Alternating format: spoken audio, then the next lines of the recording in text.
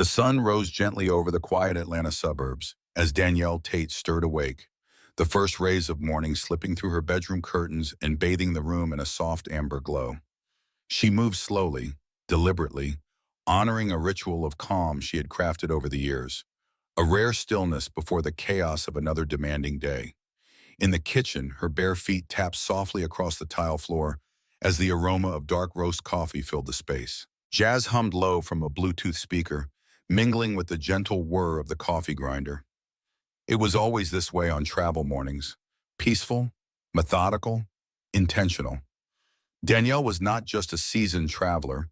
She was a federal law enforcement leader, a high-ranking assistant director at the FBI, and her schedule was meticulously structured for efficiency and composure. She opened her leather-bound journal, scribbling a few lines about gratitude, clarity, and resilience. 3 words she leaned on more and more in her line of work. Today's flight would take her to Washington, D.C., where a high-level interagency conference awaited, focused on national security and counterintelligence strategy. Danielle had been invited to lead a panel of senior officials, an honor she didn't take lightly. She had spent the past week finalizing her presentation slides, reviewing briefings, and coordinating across departments. It was work that challenged her intellect and inspired her deeply. But beneath her unshakable professionalism, she also knew the quiet reality that no matter her rank, no matter her years of service or the accolades that decorated her career, she was still a Black woman in America. And that meant she never traveled without a subtle thread of caution stitched into every moment. As she sipped her coffee and glanced over her packed itinerary, her eyes flicked toward the stairs. Her mother, now in her late 70s, was still asleep upstairs in the guest room, a woman of grace and quiet strength who had raised Danielle with an unbreakable sense of self-worth and purpose. After her father passed, Danielle moved her mother into her home to care for her. It was more than duty. It was a gift to give back to the woman who had taught her what it meant to walk through the world with dignity, even when the world refused to acknowledge your worth. Danielle's gaze softened at the thought, then sharpened again as she zipped up her suitcase and checked the time. Everything was running smoothly. Outside, the early morning chill clung to the breeze as she backed out of her driveway in her sleek black sedan. The roads were blessedly clear, the skyline of Atlanta glittering in the distance as the radio played a familiar Marvin Gaye track. Danielle felt good, sharp, prepared, focused. She loved this city, even with its contradictions. She had lived through its shadows and still found its light. Driving through it now, she didn't yet know that a confrontation awaited her just beyond the security checkpoint at Hartsfield-Jackson Atlanta International Airport. She had no idea that today, despite her credentials, her preparation, and her unwavering professionalism, she would be forced to once again defend her right to exist, not just as a traveler, but as a woman who belonged, without question, in the highest circles of government and justice. Inside the terminal, the rhythm of travel pulsed around her, rolling luggage, the hum of announcements, the distant laughter of families and business people alike. Danielle moved with practiced ease, offering a courteous smile to the check-in agent as she presented her government ID and itinerary. She dressed as she always did when traveling for work, understated elegance, tailored navy slacks, a crisp blouse, and gold stud earrings her mother had given her years ago.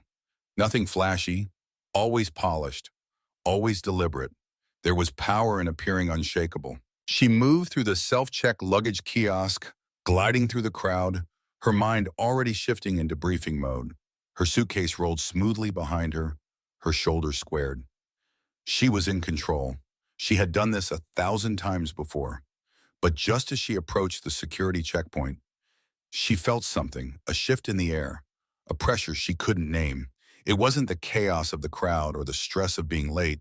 It was something subtler, a presence. She glanced to the side and caught the eyes of a uniformed airport officer, a tall, square-shouldered man watching her with a stare that lingered too long and carried too much weight. Danielle's training kicked in. She knew how to read people. She knew the difference between routine observation and targeted suspicion. Still, she said nothing. She placed her laptop, purse, and coat into the plastic security bin, her movements calm and methodical. As she stepped toward the metal detector, her heart rate elevated, not from fear, but from anticipation. She had seen this script before, and too often it ended in silence or humiliation. But Danielle Tate was not one to shrink. Not anymore. The airport lights glared above her, and somewhere behind them, the day still held its warmth, her coffee mug still on the kitchen counter, her jazz playlist still queued up. She didn't know what would come next. Not yet. She only knew that whatever storm waited beyond the scanner, she would meet it. Not with rage, but with the full weight of her presence, her position, and her unshakable belief in her right to be there. Danielle Tate had done everything right. She had smiled at the check-in agent, waited her turn, laid her items in the tray like clockwork, laptop, shoes, coat, purse, and had stepped forward without resistance. Her ID had already been checked. Her government-issued travel clearance and boarding pass bore her full name and title. She wasn't just a federal employee. She was an assistant director at the FBI, a woman who had dedicated 2 decades to the security of her country. And yet, none of that seemed to matter to Officer Chad Johnson, the uniformed airport cop with a cold stare and a badge he wore like a sledgehammer. He watched Danielle with an intensity that didn't feel like protocol, it felt personal. And when he stepped forward and said, "Ma'am, I need you to come with me," she knew deep in her gut that this wasn't about safety. It was about power, not the kind earned through integrity and service, but the kind abused, wielded like a weapon against people who didn't look the way he thought authority should. Danielle didn't flinch, not externally. But inside her chest, a slow burn started to rise, not from fear, but from a quiet, weary indignation. She had seen this before, too many times, as a field agent, as a citizen, as a black woman who, despite all her titles and credentials, still had to prove herself again and again to people like him, men who saw her as a challenge to their fragile sense of order. She had learned early on that the badge didn't always stand for justice. Sometimes it stood for ego. And Officer Johnson's eyes told her exactly what kind of man he was, one who thrived on intimidation, one who picked his targets with a particular kind of precision. The quiet woman with the confident walk, the foreigner who stumbled over their English, the black teenager with a hoodie and headphones.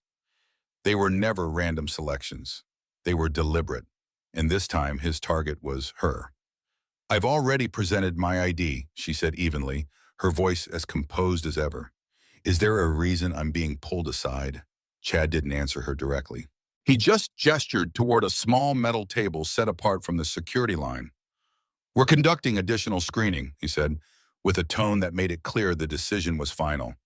Not because it was necessary, but because he could. Danielle moved toward the table, her rolling suitcase trailing behind her, every inch of her posture calm but firm. Passengers passed by, some stealing glances, others avoiding eye contact altogether. She could feel it, the silent question in their eyes. What did she do? As if a black woman being questioned must have triggered something. As if existing while confident was grounds for suspicion. "Where are you traveling to?" Chad asked, folding his arms. "Washington, D.C., she replied, "for official business." "What kind of business?" His tone was not one of inquiry. It was a challenge, a dare. "Federal." She gave short answers, not out of concealment, but out of refusal to give him the satisfaction of watching her unravel. Chad huffed.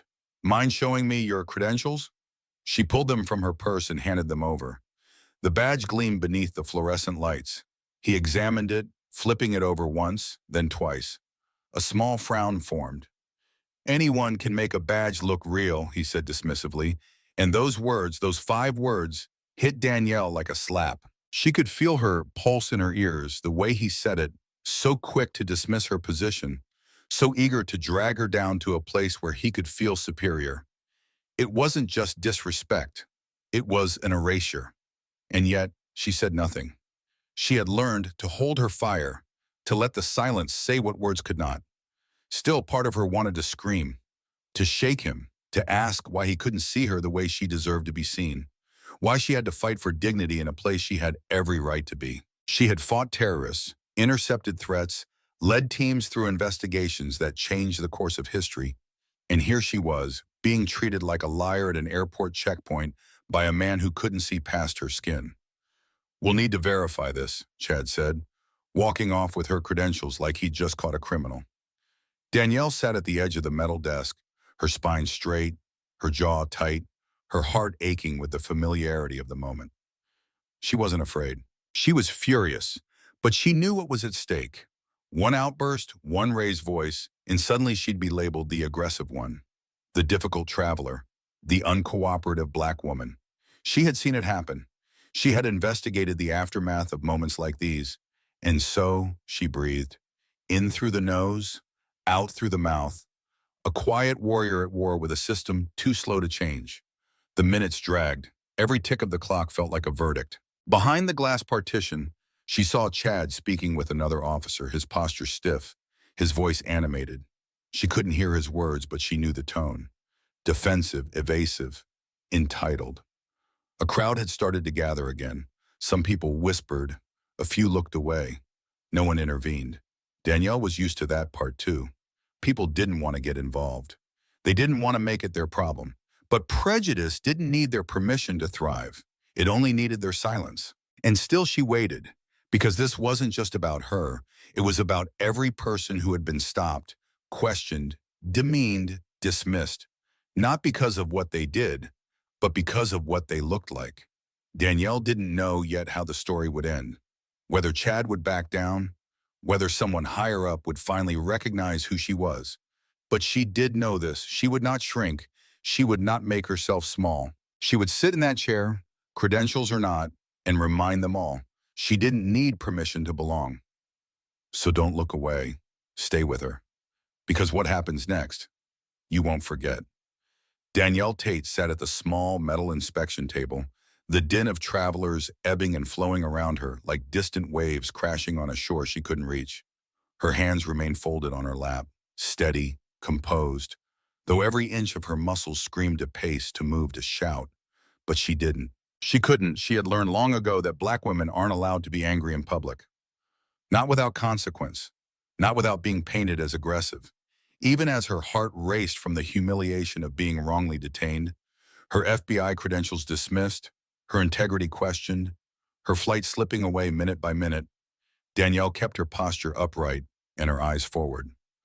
The uniformed officer who had caused this mess, Chad Johnson, hadn't returned yet from his verification process, but his presence lingered like a shadow, the echo of his skepticism still burning in her ears.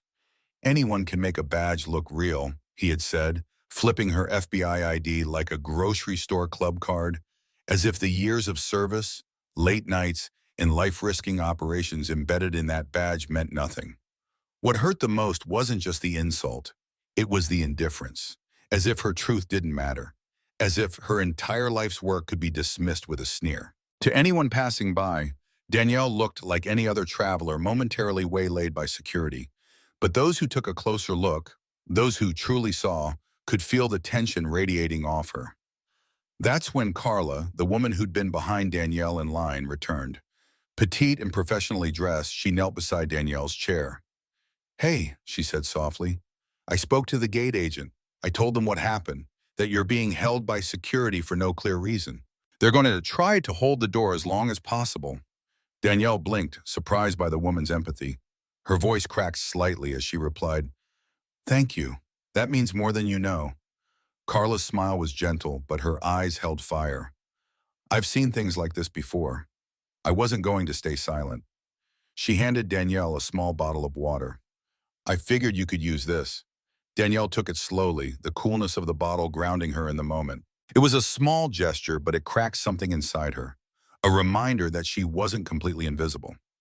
Just as Carla was about to return to her gate, a new voice joined the tension. "Excuse me, what's going on here?" a small trembling voice asked. Danielle turned her head to see a young girl, maybe 11 years old, clutching the hand of an elderly black woman. Her eyes were wide, uncertain, curious. "Grandma said the man was mean to you. Is it because you're black?" The question cut through the air like a lightning strike. Silence fell between them for a moment. The girl's grandmother blushed furiously. "I'm so sorry," she whispered to Danielle. She didn't mean..." But Danielle raised her hand gently. "It's okay," she said, kneeling down so she was eye level with the child. "What's your name?" "Imani," the girl whispered. "Imani," Danielle said, voice soft. "Sometimes people make mistakes. And sometimes people treat others unfairly because they don't understand who they really are." She looked at the girl's grandmother. But we stay calm. We speak the truth and we don't let them change who we are. Amani nodded solemnly. Her grandmother gave Danielle a nod of respect before gently leading her away. As they disappeared into the crowd, tears pooled in Danielle's eyes, but she blinked them away. Because she knew in that moment, Imani had seen everything. And maybe that would shape her in ways she'd never forget.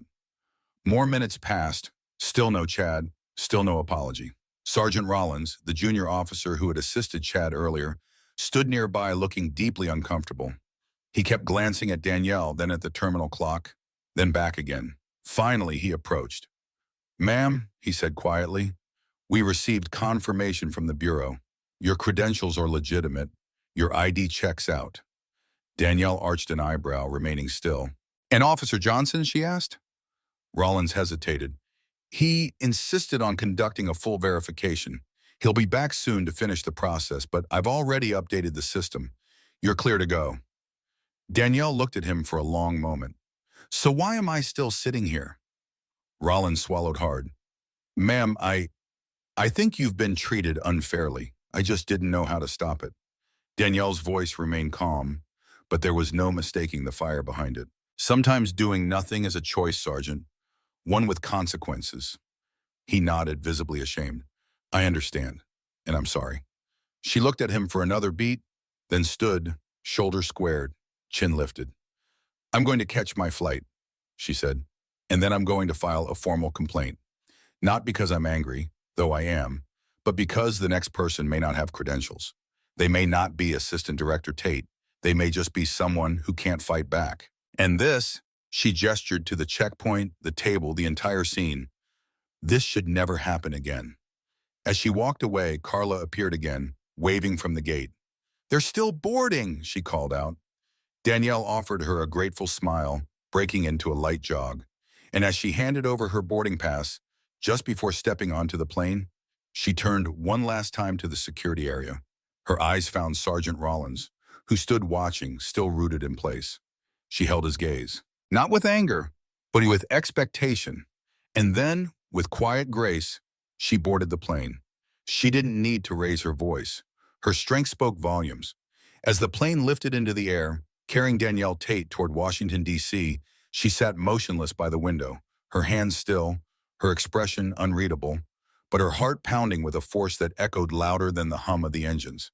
The sky outside was calm, golden, forgiving. But inside her, a storm brewed, an unmistakable, white-hot clarity born not from shock, but from fury contained. Chad Johnson had interrogated her, detained her, and dismissed her legitimacy even after official confirmation from the FBI itself. She had stood in that security checkpoint, credentialed, calm, and compliant, while being treated like a suspect. And now, sitting in her assigned seat, far above the city that had allowed this to happen, she knew exactly what she was going to do next. This would not be another story she buried. It would not be another insult absorbed for the sake of peace. This time the fallout would be wooed, documented, and unstoppable. Danielle reached into her bag and pulled out her notebook, the leather-bound one she used for confidential work-related notes. But this wasn't protocol. This was personal. With a pen that trembled only slightly, she began writing. Everything she could remember. Every detail. Chad's expression when he questioned her identity. The tone in his voice. The way he flipped her badge like it was a novelty item. The look of discomfort on Sergeant Rollins' face. The hesitant glances from other travelers. She wrote until her wrist ached. She wrote because she had to preserve the truth before it was rewritten by someone else. That's how stories like hers always got twisted. Subtle omissions, minimized feelings, institutional apologies that softened the sharpest edges. Not this time. Not with her. By the time the plane began its descent into D.C., Danielle had completed 5 full pages. It was clinical and emotional, factual and searing. She didn't need revenge, she needed accountability. And the moment her phone reconnected to the ground, she sent a message to Deputy Director Walton, her superior at the FBI. Need to brief you, situation at ATL Security, urgent. No emojis, no fluff, just the facts. The reply came within seconds. Call me as soon as you land. At the terminal, Danielle didn't stop for coffee. She didn't even take the time to change clothes before heading straight to FBI headquarters.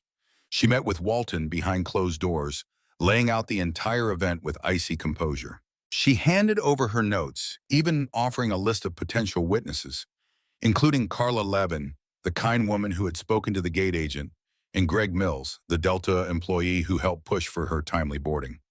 Walton's brow furrowed as she spoke. He was calm, but the tension in his jaw told her everything she needed to know. He was furious. "You showed your badge," he said slowly, "and he still detained you?" Danielle nodded. "Yes, sir." Then he said it could have been fake.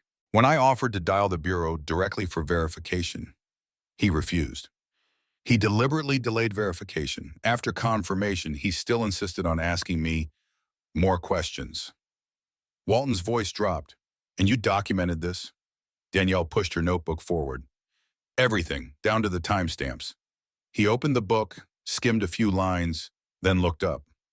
"We're not going to ignore this." And they didn't.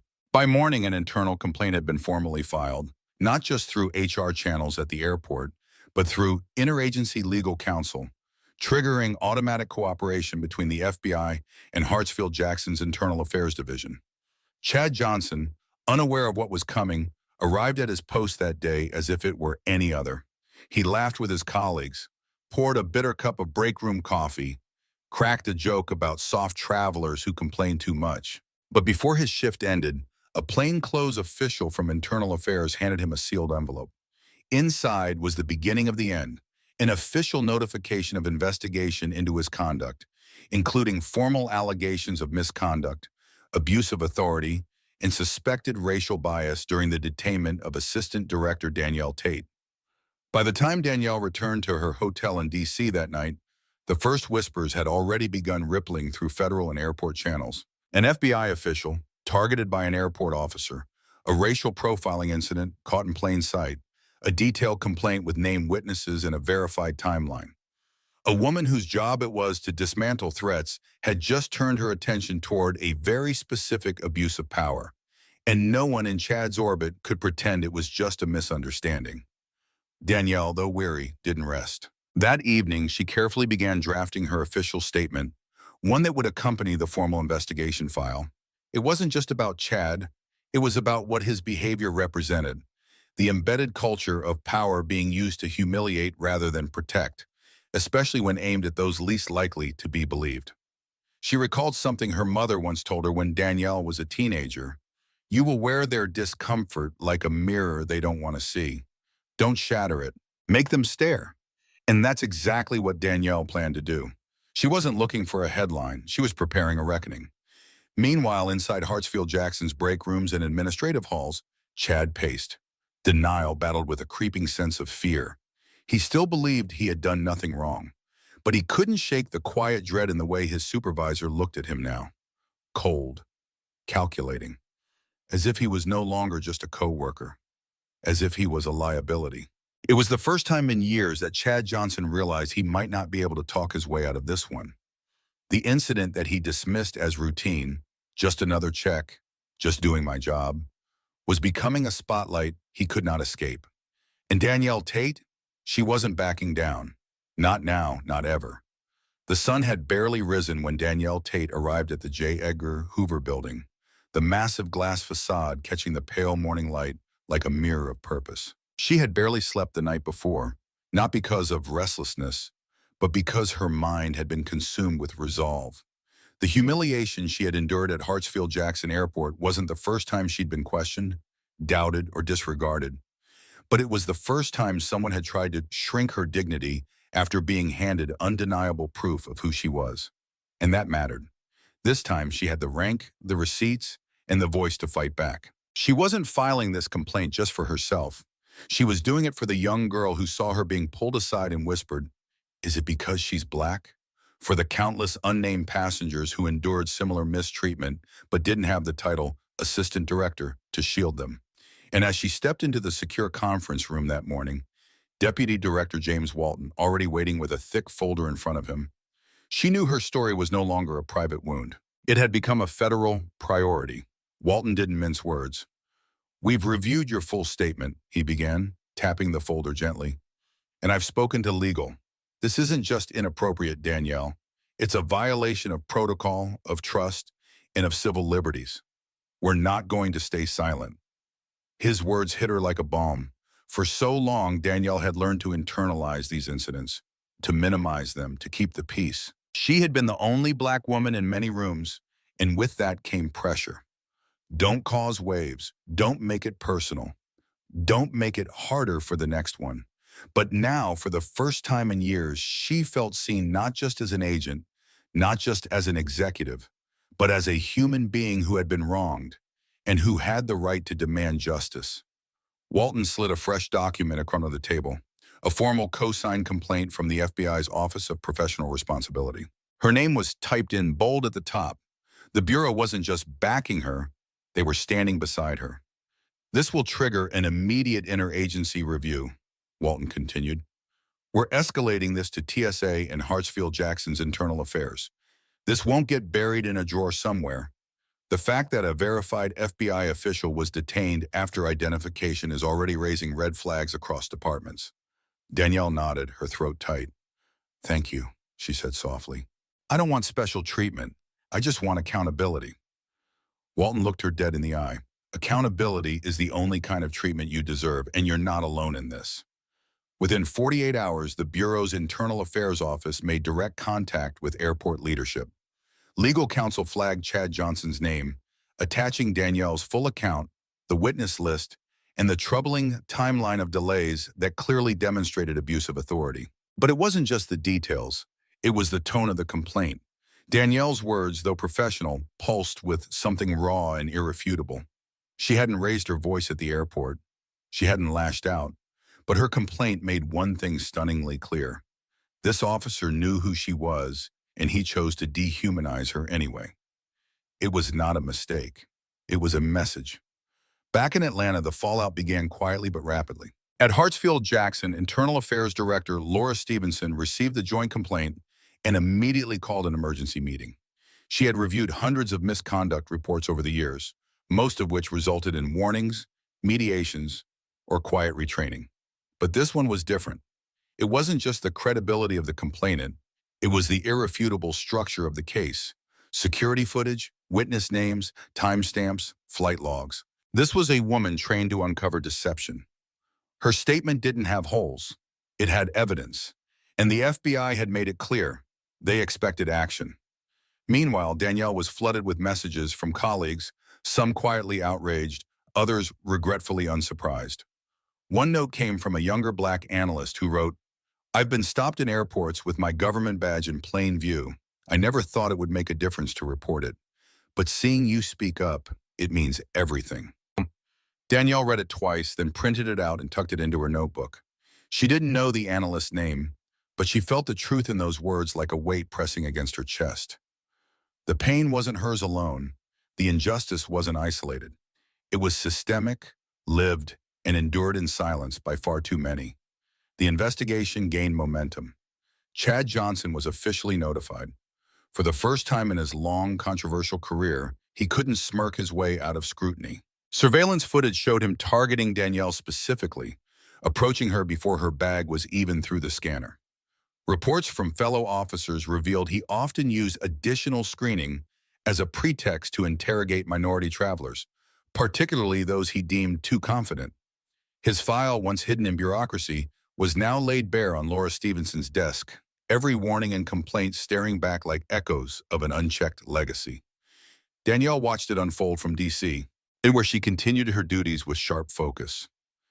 But every evening when the press reached out or when another thank you email landed in her inbox, she was reminded of the ripples she had created. A colleague from Quantico called one night, her voice thick with emotion. I remember when we started together, she said. You used to say, someday I'll make sure people like us don't have to prove ourselves just to walk through a door. Well, Danielle, you're doing it. Danielle smiled, tears brimming. Not just for us, she whispered. For everyone. This wasn't about a bad officer anymore. This was about a culture that looked the other way. And now that culture had been put on notice. By a woman who refused to be small. By an agent who understood that silence was never neutral. By Danielle Tate, who had every reason to walk away. but instead stood taller than ever. And for those still listening, stay with her, because this isn't just her story. It's a story about all of us. Behind the frosted glass doors of the Hartsfield-Jackson Internal Affairs Division, Laura Stevenson sat with her fingers steepled beneath her chin, her eyes locked on a screen displaying the surveillance footage from Gate B3. The room was quiet, the only sound the muted hum of the playback and the occasional click of the keyboard as her deputy navigated through the airport's digital archive. The grainy image on screen showed Danielle Tate, dignified, calm, composed. A high-ranking FBI assistant director being stopped, questioned, and sidelined by Officer Chad Johnson. At first, Laura watched with an investigator's eye, checking timestamps, noting body language, examining the moment Officer Johnson intercepted Danielle before her bag even reached the scanner. But as the footage played out, his stiff posture, his dismissive gestures, the way he flipped her badge like a poker chip, something shifted in her chest. It wasn't just a breach of procedure. It was a violation of dignity. And it was starting to look like this wasn't the first time. As Laura dove into Chad's records, a troubling pattern began to emerge. One that had been hiding in plain sight. She called up the stop logs, the digital forms officers filled after pulling someone aside for additional screening. Over the past 18 months, Chad had filed 3 times more secondary inspection reports than any of his colleagues. And disturbingly, nearly 80% of those stops involved black or brown travelers. It wasn't random. It was consistent, calculated, repeated. Laura's stomach twisted as she read through the justifications listed.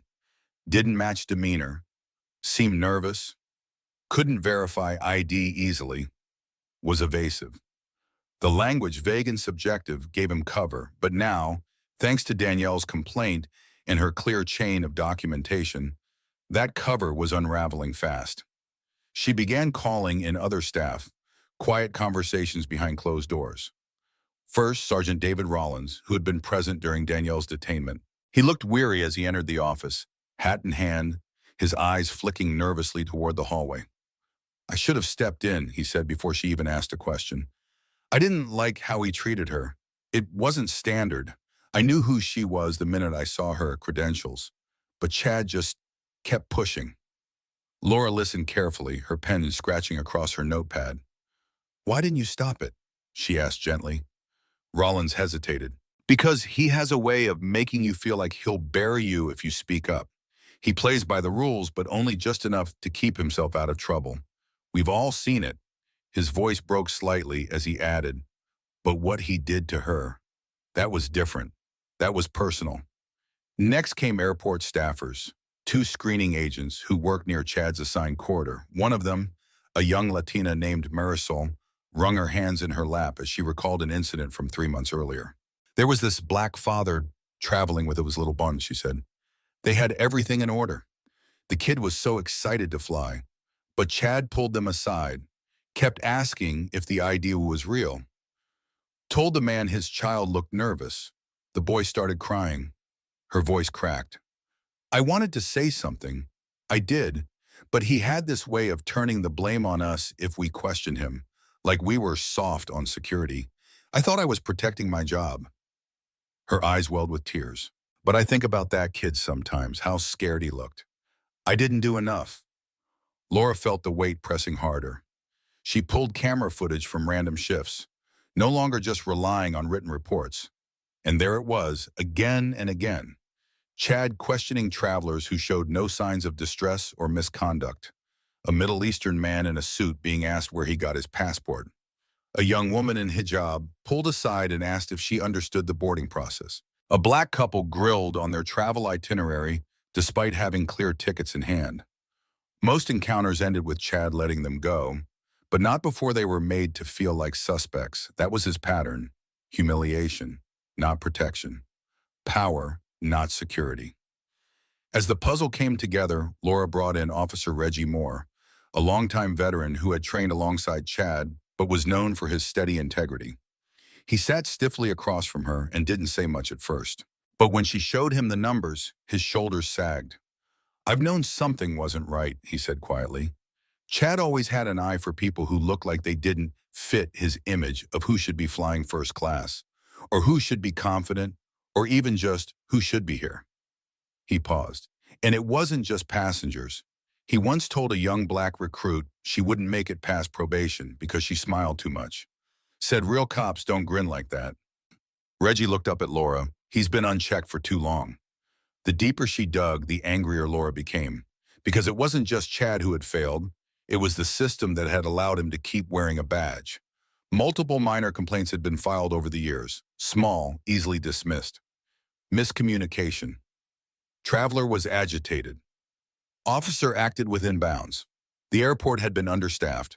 Training had been sporadic. And people, good people, had stayed silent out of fear or exhaustion. Until Danielle. Until one woman, calm as stone and sharp as steel, refused to let the moment pass. The truth was undeniable now. Chad hadn't made a mistake. He had followed a personal code of bias masked by procedural jargon. And now that code was being dismantled, line by line, with evidence and testimony and the undeniable weight of accountability. Laura closed the final folder and pressed her palm to her eyes. She thought of her own daughter, who had just turned 16 and was preparing for her first solo flight this summer. And for the first time, she didn't just feel like an investigator. She felt like a mother, a woman, a citizen, someone who knew this mattered. She picked up the phone and started preparing Chad Johnson's disciplinary hearing. Because the system might have failed for years, but it was about to answer for every silence it once allowed. Inside a stark, windowless conference room at the heart of Hartsfield-Jackson's administrative wing, the air was thick with tension. A long table stretched from wall to wall, lined with representatives from internal affairs, airport leadership, legal counsel, and community oversight. At the far end sat Chad Johnson, his uniform crisp, his back rigid, and his face carved into a cold mask of indignation. But his eyes flickered with something deeper, fear. For years, he had operated with impunity, skating just beneath the line of official misconduct, intimidating travelers with his authority, and silencing complaints through a network of denials and red tape. But today was different. Today, he was no longer the man with the badge. He was the man under scrutiny.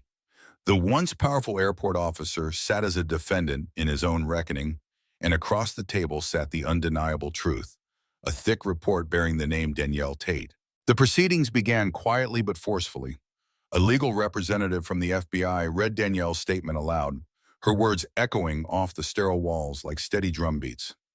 The room listened in silence as the official recounted how Danielle, a decorated FBI assistant director, was detained without cause, disrespected despite presenting valid credentials, and made to feel like a criminal in an airport she had passed through dozens of times. The statement described the humiliation she endured as Officer Johnson dismissed her identity, delayed verification, and continued questioning even after clearance.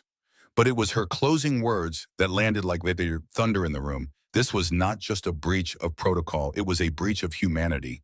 And I will not allow this to be swept away like so many other stories that never get told. As her words faded into silence, the panel turned their attention to the evidence. Hours of security footage, records of disproportionate screenings, internal testimonies, and travel logs. Laura Stevenson, head of internal affairs, presented the findings with precision. Her voice held no malice, only gravity. Officer Johnson has consistently misused his authority under the guise of security, she said. He has disproportionately targeted minority travelers, escalated situations unnecessarily, and fostered an environment of fear rather than safety. These are not isolated events. They are a pattern. Every word pierced the armor Chad had spent years building. His mouth opened once, as if to interrupt, but closed again when he caught the eyes staring back at him. Not of enemies, but of people who were no longer willing to protect the lie. The moment of public reckoning came when a compilation of footage played across a projector screen. Clip after clip showed Officer Johnson waving through certain passengers with little inspection, passengers who looked a certain way, walked a certain way. Then came the contrasting clips. A young black man asked to explain his destination 3 times. A Muslim woman pulled aside and questioned about the nature of her travel urgency. A Latino teenager told he looked too anxious to be traveling alone.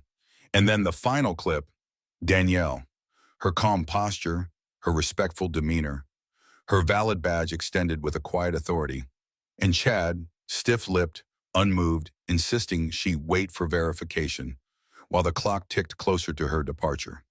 No threats, no errors, only a woman's dignity being slowly, systematically eroded in public view. Across the room, you could feel it, the shame, the awareness, the collective exhale of people realizing they had looked away too long. Chad's union representative tried to speak. He invoked protocol confusion, misunderstood intent, and security discretion. But the words rang hollow, like excuses written on tissue paper. When Chad was finally asked to speak, his voice was brittle and defensive. "I was doing my job," he said. "You can't ask officers to ignore instincts. Sometimes people get offended because they're not used to being challenged." His gaze landed on no one in particular. "I didn't do anything wrong." But the silence that followed said otherwise. The lead investigator leaned forward. "You didn't do anything wrong," he repeated softly. Even after refusing to accept a verified FBI credential, continuing to detain a federal agent, and ignoring direct orders to expedite verification? Chad said nothing. The room didn't need more words. After deliberation, the panel returned. The decision was unanimous. Effective immediately, Officer Chad Johnson was terminated from his post for egregious misconduct, abuse of authority, and conduct unbecoming of a law enforcement officer. He would be referred for potential civil review for violations of civil rights, and his badge was to be surrendered at once. Chad sat frozen for several seconds, as if the words couldn't quite compute. Then he stood stiffly, his face a hard mask of disbelief. His chair scraped the floor behind him as he stepped out of the room without a word, no apology, no acknowledgement, no ownership of the damage he had caused. But outside, the silence ended. Word spread like wildfire. Local media outlets published headlines that blazed across screens and smartphones. "Officer fired for racial profiling of FBI Assistant Director." "High-ranking official detained without cause." Airport responds. Power and prejudice when security crosses the line. It wasn't just a termination, it was a public reckoning. Danielle's name became synonymous with composure under fire, with the power of truth and testimony. Travelers who had once feared reporting similar incidents now wrote to her with stories of their own. Advocacy groups picked up the cause, and Hartsfield-Jackson Airport announced immediate revisions to its security protocols, including increased bias training, third-party oversight, and stricter reporting systems for officers with repeated complaints. Chad's name, once muttered with quiet fear in break rooms, became a cautionary tale. What happens when power is used to harm rather than protect? Danielle, meanwhile, remained quiet in the face of headlines. She gave no fiery interviews, no victory speeches. She returned to her work, steady as always. But she received hundreds of messages from mothers, students, agents, janitors, and ministers, all saying one thing in different ways. "Thank you. You reminded me I'm not crazy. You reminded me I'm not alone." And in that quiet impact, the true justice had begun. The sting of injustice didn't fade quickly, but the wave it sparked grew louder than anyone could have predicted. Just 3 weeks after Danielle Tate, Assistant Director of the FBI, was wrongfully detained and humiliated by Officer Chad Johnson at Hartsfield-Jackson Atlanta International Airport, the city's most bustling hub found itself at the center of a movement it never saw coming. After Chad's termination, the question wasn't just what went wrong, but why it was allowed to happen for so long. And in the wake of that painful question, reform wasn't just inevitable, it was demanded. Protesters began showing up outside the airport holding signs that read, "Respect Black women," "We fly with dignity," and "Justice doesn't need a badge to speak." Inside, administrators faced intense pressure, not just from the public, but from the people who work behind the scenes, many of them minorities who had grown used to swallowing mistreatment in silence. One after another, staff came forward with the accounts that mirrored Danielle's story. Stopped for questioning without cause, spoken down to, disrespected while in uniform. The airport, long celebrated for its efficiency and economic impact, was now under scrutiny for the hidden culture operating behind its security checkpoints. Danielle never returned to the airport to collect symbolic praise or to bask in the fallout. She remained focused on her work, briefing task forces, mentoring junior agents, and quietly pressing the Department of Justice to begin monitoring bias in federal transit spaces more closely. But her name and the grace with which she carried her pain lingered in every reform meeting, every strategy session, every new training proposal. It wasn't that she had shouted the loudest, it was that she had stood the tallest when she had every right to crumble. And that quiet power forced the people in charge to look inward. It started with a formal apology letter signed by the airport's director of operations, but even that felt hollow to many of the staff who'd long endured similar treatment. So leadership decided to go further.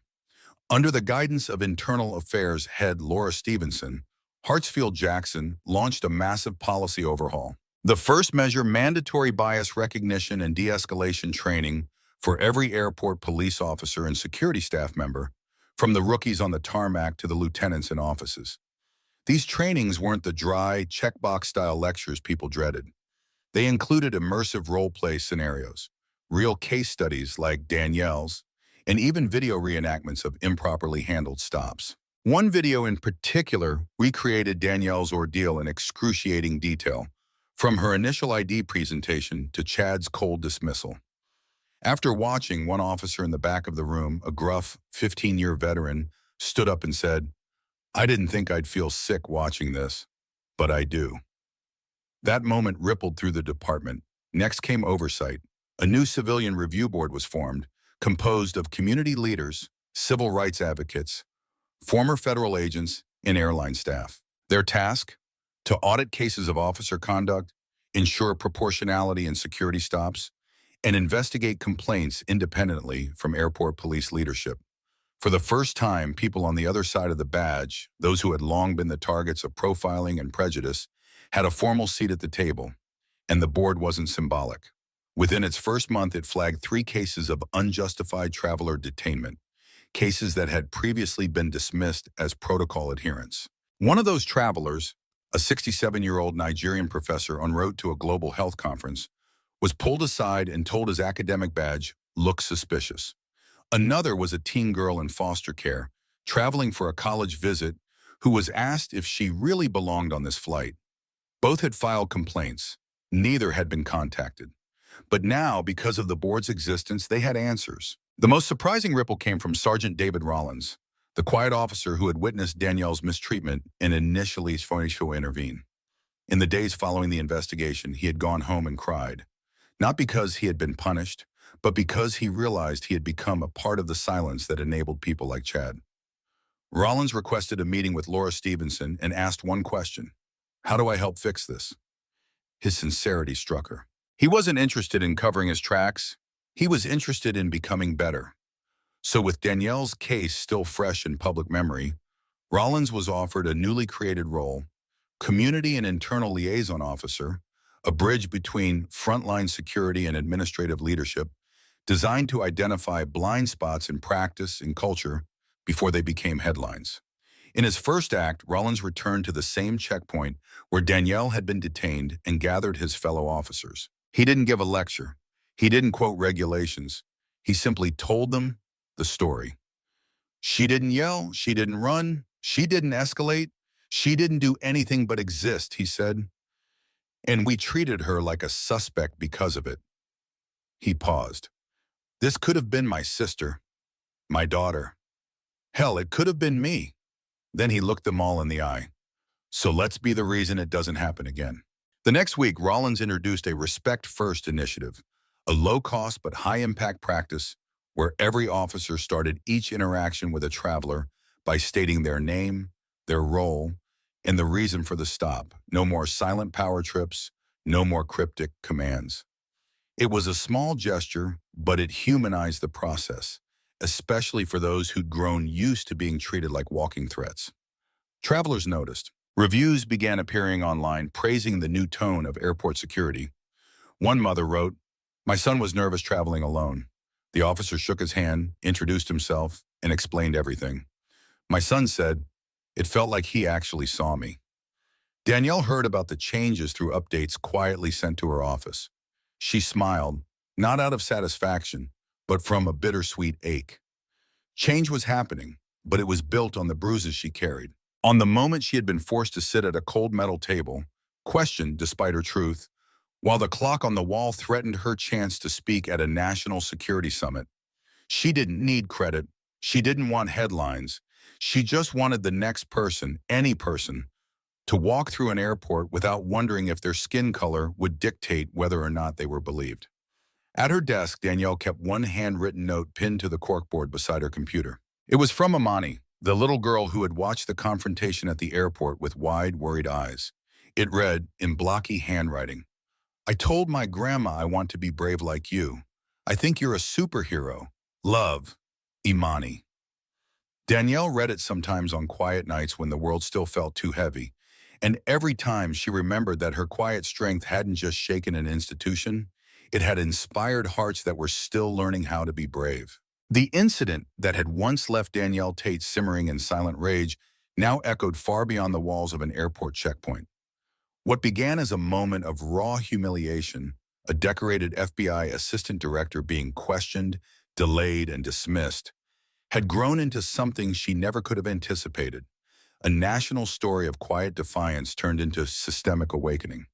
And as the headlines slowly faded from front pages and breaking news tickers, something far more enduring began to take hold. Letters began to arrive.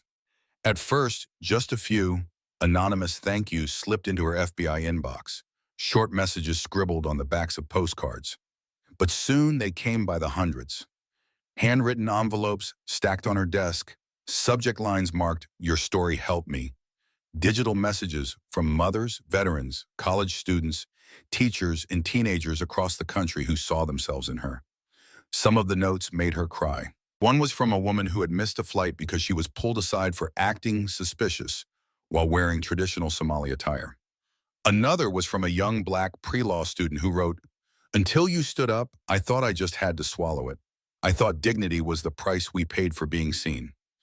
Danielle read each message slowly, carefully. Not because they praised her, but because they were confessions of shared pain, mirrors reflecting back the parts of her life she had kept tucked away. For years, she had operated at the highest levels of government intelligence, trained to blend in, speak with calculated precision, and never let her emotions spill. She had kept her wounds to herself, each insult, each assumption, each backhanded comment about how put together or articulate she was. But now the floodgates had opened, and the world was listening, not just to her, but to what her story represented. The first invitation came from a leadership summit in New York, Women Who Lead in Silence. Then came the keynote request from a major university in Chicago, a panel on justice reform in Oakland, a youth advocacy seminar in Memphis. At first, Danielle hesitated. She wasn't an activist, she reminded herself. She was a federal officer. She enforced law. She didn't usually take stages. But one email, a quiet, plain one from a mother in North Carolina, changed her mind. "My daughter watched your press interview with me. She said, 'Mom, she looks like you, and she's not afraid.' She made me believe I don't have to be quiet anymore." That email did something to her. It pierced the protective shell Danielle had carried for years. And with that, she said yes. Her first speaking engagement was intimate, a women's college nestled in upstate New York. The auditorium was small, the chairs creaked when the students shifted. Danielle wore a simple navy blue blazer, no badge, no official podium, just her and a microphone. She had prepared notes. But the moment she looked out at the sea of young faces, some hopeful, others clearly carrying their own stories of erasure, she set the paper down. "I wasn't supposed to make waves," she began, "not as a black woman in law enforcement, not as someone who's used to walking into rooms where no one looks like me. But there came a moment when I realized silence wasn't strength anymore. It was surrender, and I wasn't ready to give up." You could hear a pin drop. As she spoke, she didn't just tell her story, she gave it away, offering it like a match to spark the stories inside every person listening. She didn't frame herself as a hero. She spoke about the times she kept her head down, the moments she replayed cruel words in her mind hours after they were said, the weariness of proving herself again and again in a world that refused to see her as already enough. But when she spoke about the little girl in the terminal who asked if it was because she's black, her voice broke. "That question haunted me," she admitted, "because the answer wasn't theoretical. It was reality. And that's what we're here to change." The applause was thunderous. Afterward, Students formed a line that stretched down the aisle and around the auditorium. Some came just to say thank you. Others wept. One young man, his hands shaking, whispered, "You're the reason I reported what happened to me last semester." Another, barely 19, asked if she could hug Danielle, then whispered into her shoulder, "You reminded me I belong here." Over the next few months, Danielle spoke in rooms she never expected to be in. A legal ethics panel at Georgetown, a Black student union meeting in Tulsa, a town hall in a rural community where residents had watched her story unfold and begun reevaluating their own assumptions.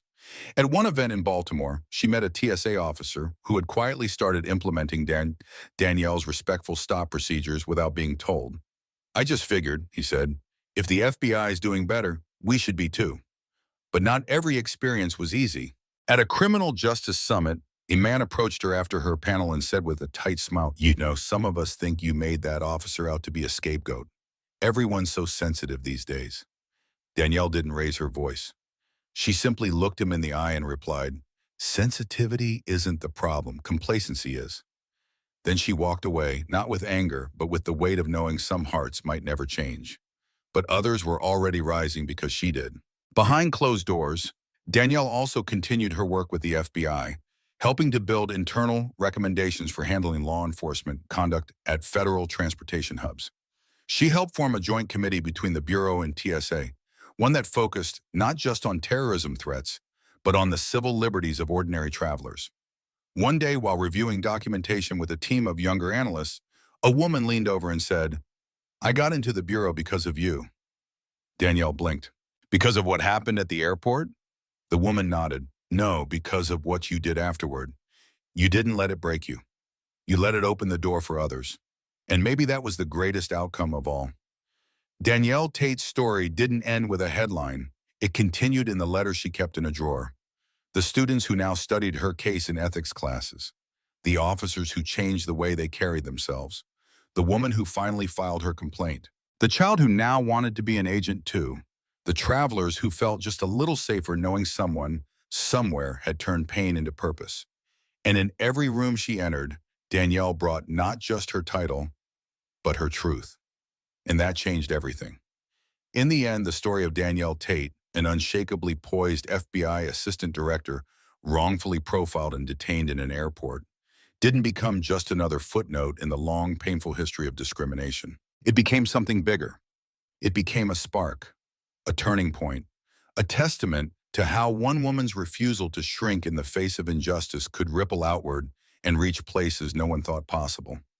Chad Johnson, the officer who thought he could bend protocol around his personal bias, didn't just lose his job, he lost the illusion of invincibility that had shielded him for years.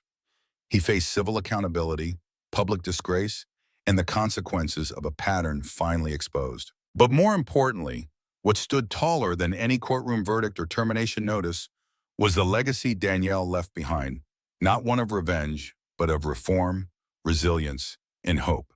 Because of Danielle, policy shifted, not just at Hartsfield-Jackson Airport, but across a network of transit hubs that began re-examining their own security procedures. Because of her, hundreds of officers received new training that emphasized respect, transparency, and bias recognition. Because of her, new oversight boards now exist to give voice to those previously silenced.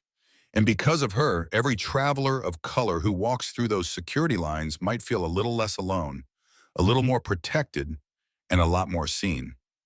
But beyond the policy, beyond the institutional checklists, what Danielle inspired was a shift in people, in how they see themselves, how they stand up, how they speak when silence would be safer. She didn't do it with rage. She did it with resolve. She didn't demand the world bow to her title. She reminded the world that titles don't protect people, but truth does. Even with every reason to rage, she stayed calm. Even with every reason to retreat, she advanced.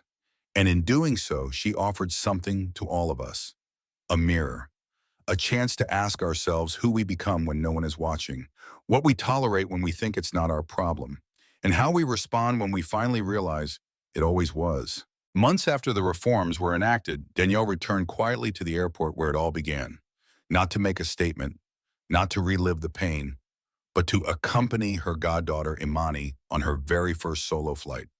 Imani, now 15, clutched her small carry-on and stood tall beside her. "Do I look like I belong?" she asked with a grin. Danielle smiled. "You don't have to look like you belong, sweetheart. You already do." And they approached the security checkpoint. The officer on duty greeted them with a smile, offered a respectful introduction, and walked them through each step with clarity and care. There was no second glance, no questioning her authority, just a sense of order and dignity. Afterward, Danielle and Imani sat near the gate, watching planes taxi in the distance. Imani turned to her and said, "Remember when you told me you stood up so people like me wouldn't have to be scared to fly?" Danielle nodded, her chest tight with emotion. "Yeah," she whispered. "And do you still believe that?" Imani asked. Danielle looked around at the new posters in the terminal explaining passenger rights, at the visibly diverse group of airport officers working professionally, at the father next to them helping his son with a boarding pass. And then she turned back to Imani with the softest, proudest smile. "More than ever." Because that's the heart of this story, not punishment, but progress. Not spotlight, but substance. Danielle's courage wasn't a firework.